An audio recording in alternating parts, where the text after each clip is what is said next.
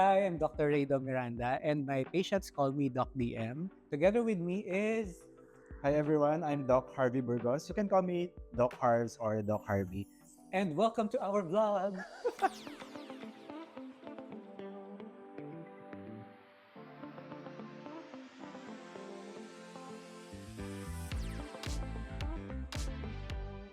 Well, napaisip tuloy ako kasi Monday to Saturday nasa clinic tayo. So yung pinaka day off natin is Sundays. Wala, usually coffee shop. Tapos meet with some friends. Kwentuhan. Tapos a good massage. Tapos after nun, wala na, uwian na. Parang it sounds boring pero kasi yun yung nagpapa-charge ng battery ko for the next coming week. So, simple lang, coffee. Hindi naman kasi tayo din nagbabar or nagka-club. Yes. Mas okay na ako dun sa pang-tito. Oo. Pang-tito level na kape-kape. Pang-trentahin. Pang-trentahin. Mga ganon. Sometimes movies, malling, mga ganon. Ikaw ba, ano bang ginagawa mo pag Ako, wala ka sa clinic? sometimes minimit ko yung mga friends, no? Food Food trip, over coffee, or minsan, shot, umiinom. Pero hindi naman yung talagang sobrang chill lang. binge drinking. So yung chill lang, no? And okay, nag-meet tayo kay na Ma'am Che sa mga pinsan sa mga natin. pinsan. Tapos kwentuhan lang. Correct. And sometimes, no, hindi na naman a day off siguro. Minsan sinising natin yung mga travel natin, no? Local or international. Siyempre, kailangan natin ng break from months na nagpa-practice. Natuloy-tuloy. Kasi kailangan din naman natin ng mental break. Yes. We need parang uso na din ngayon na lately ko lang na-realize na oo nga, no, parang nung bata tayo, parang hindi tayo nagme-mental break. So, while we're getting older, syempre, humihina na We need yung to mga protect. buto-buto, yung mga muscles natin, and at the same time, yung lahat ng stress. Yes. We need that mental break talaga. Yes. Hindi breakdown, ha? Break. Mental break. Hindi mental break. We need to protect our mental health Tama. then, no? Tama. So, Agree. yan.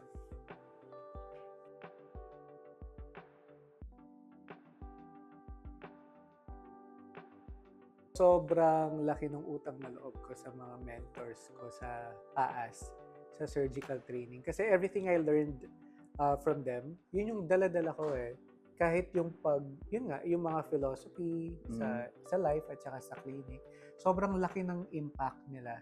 Kasi hindi ko lubos akalain na may mga taong ganun kabait, hindi madamot sa learning.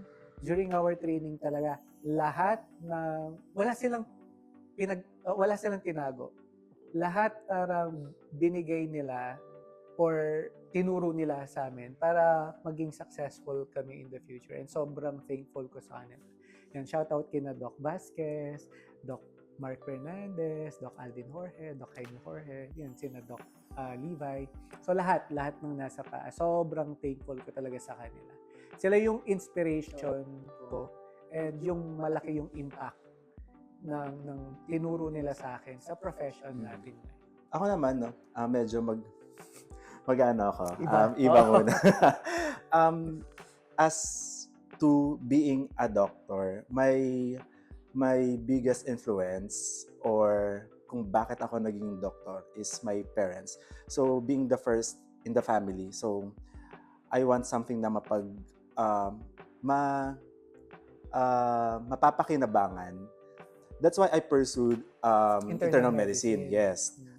And being an aesthetic and wellness physician and hair restoration, my biggest influence is of course ikaw. Kasi ikaw yung nag-introduce. Yes.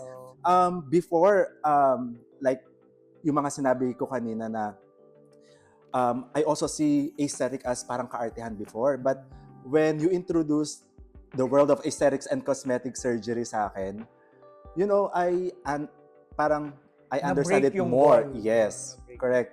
And kasi pinagawa mo din siya sa sarili mo. Kaya naiintindihan mo na hindi lang siya vanity, hindi lang siya puro. So, yun yung influence, being an internist, of course, my parents, and being the specialist I am right now is my part, ikaw as my mentor. So, yan. Pero kasi nakikitaan na kita kasi before. Kasi yun nga, magkasama tayo lagi because we're cousins, no? So, nakikita mo yung work sa clinic. Tapos hanggang sa naging interested ka mismo Yes, eh. Ikaw mismo yung nag-approach na, kuya, pwede ba akong mag-observe? Pwede ba akong ganito, ganyan. That's not really me.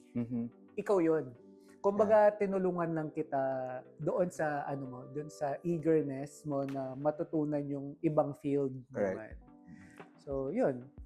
And I'm very happy na in-embrace mo siya fully kasi may kasama ako sa mga clinic na yun.